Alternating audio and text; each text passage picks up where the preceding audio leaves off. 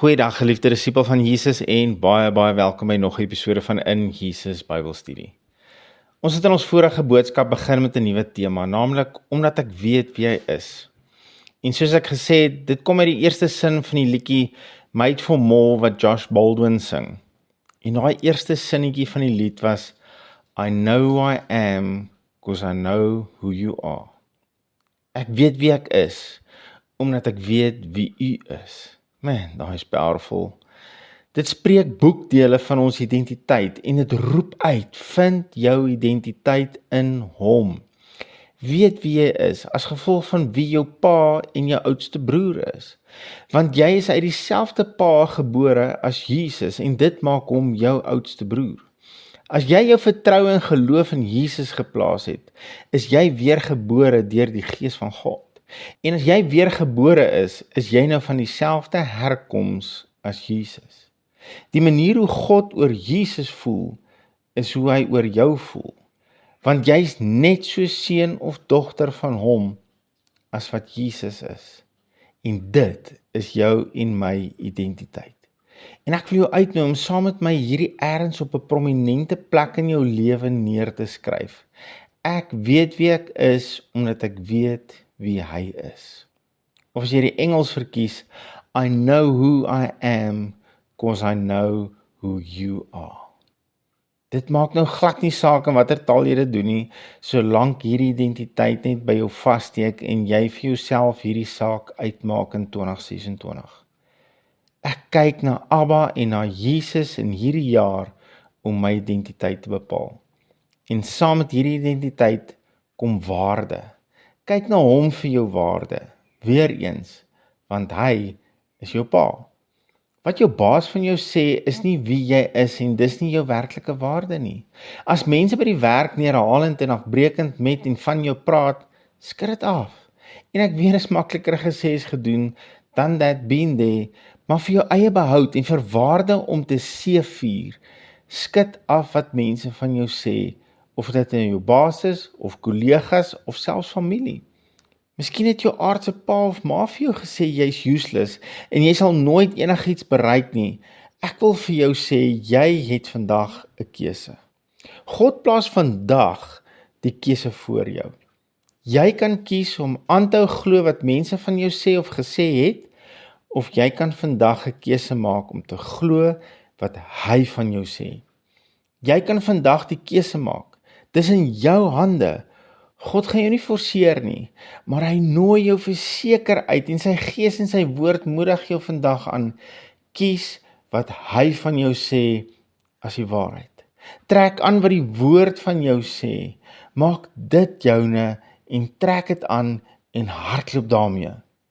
Trek sy kleed van geregtigheid aan waarmee hy vir jou vandag sê, jy is myne, ek het jou duur gekoop. En as hy dan jou pa is, wie is jy dan? Sy seun en sy dogter. En as jy 'n seun van God is, wat is jou waarde? Sê my, watter waarde sou jy aan Jesus heg? Dink bietjie hieroor.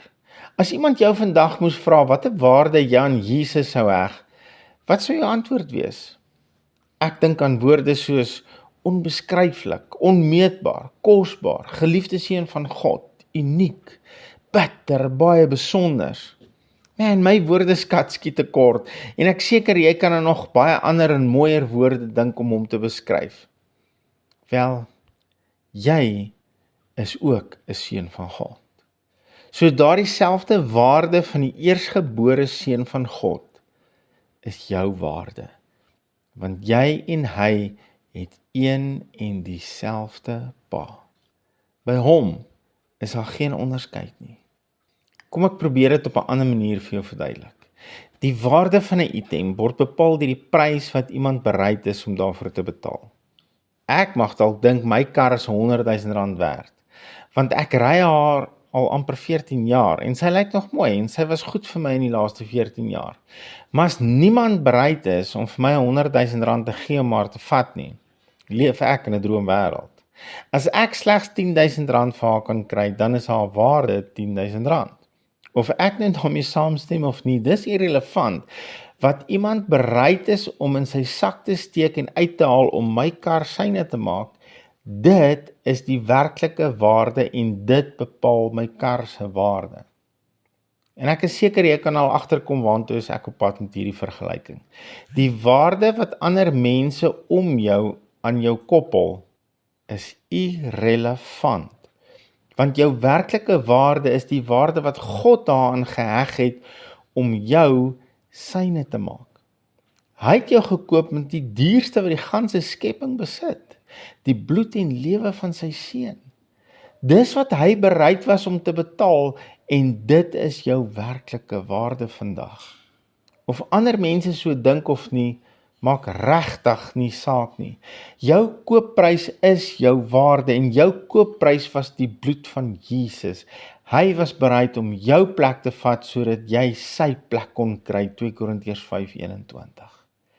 Jy sit vandag aan die regterhand van God as gevolg van Jesus. Gee God vandag 'n kans om jou identiteit en jou waarde te herdefinieer en sing saam met my, I know who I am, because I know who you are.